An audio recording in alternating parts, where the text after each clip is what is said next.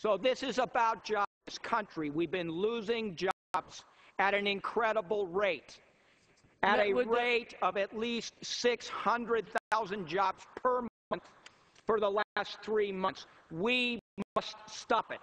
We must stop that job loss now.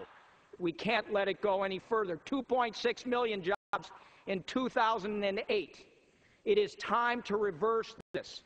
We cannot continue to go on this path. We are going into a spiral, and the purpose of the Recovery and Reinvestment Act is to rejuvenate this economy, get it back on track. It's not going to be easy. It will take a series of bills and efforts, and it will take time. But this is about action. Action now. So let's talk about what's really in the bill. And first of all, there are no earmarks. Anybody and everybody listening to me speak this morning, there are no earmarks in this bill. There is no earmark for rats in San Francisco. There is money that goes to the EPA and the Department of Interior for cleanup of wetlands or maintaining wetlands. And apparently this is on a list of ready-to-go projects. But it, like many others, must compete within the departments for that money. It is not a specific earmark within the bill. Now, that trivializes this bill. This bill is in 5 parts. First part is construction, reconstruction of this country and new construction for roads, bridges, transit, and energy grid.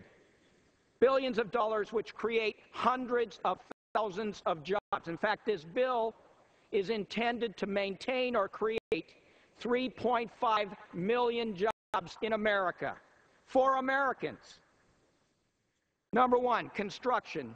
Number two, it's to really capitalize on the science and technology that we have within this country, that we develop a new energy economy, energy research, energy development, energy manufacturing, so we are not hooked on oil from across the seas, so that we aren't at the whim of countries that in some instances would not like to see us do well. So this is about developing a new energy economy, and there's thousands and thousands of jobs, including upgrading some 1 million homes across America to energy efficient standards. One, it's jobs. It's jobs for carpenters and laborers and electricians and steel workers and every kind of job imaginable. Lots of small business, lots of contractors, and it has the added benefit of helping reduce our energy consumption. Wow, that would be a real wonderful thing if we could have that. There's also billions of dollars in this to upgrade our medical and medical information technology, our health information technology, so that records are available to doctors, to hospitals, to healthcare providers, so that there are no mistakes, so that there are clear directions, but there are also safeguards within the bill to make sure that people's personal health privacy issues are protected.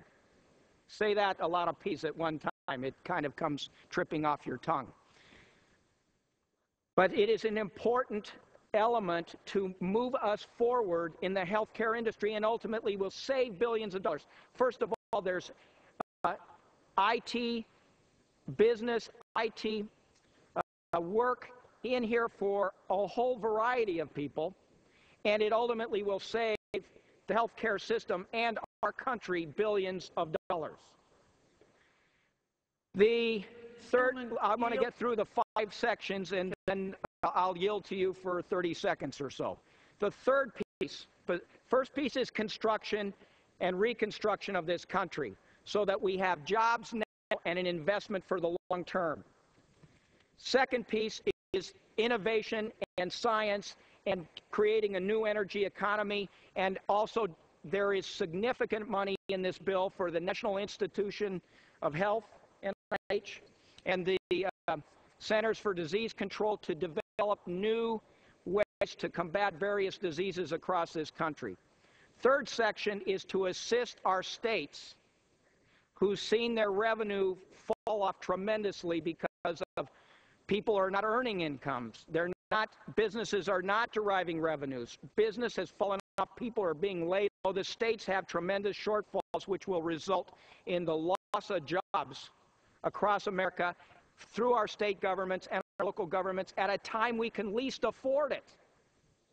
We need people to be doing teaching. We need our policemen. We need our firefighters. We need our maintenance workers. We need our engineers. We need the people in the system who are going to help folks who've been laid off, for goodness sakes.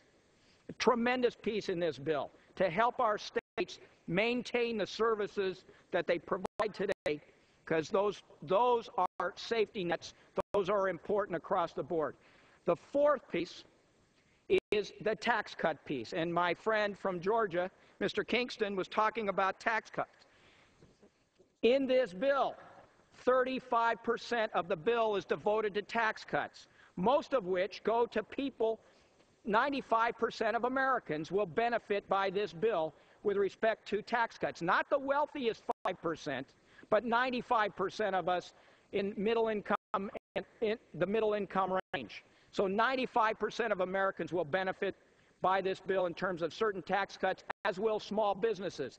Unlike prior administration, which focused on the wealthiest people in America and gave them tax cuts, this administration and this Congress will look out for the regular American, the regular Joe and Jill out there, so that they can benefit by some tax cuts and not just the richest people in America.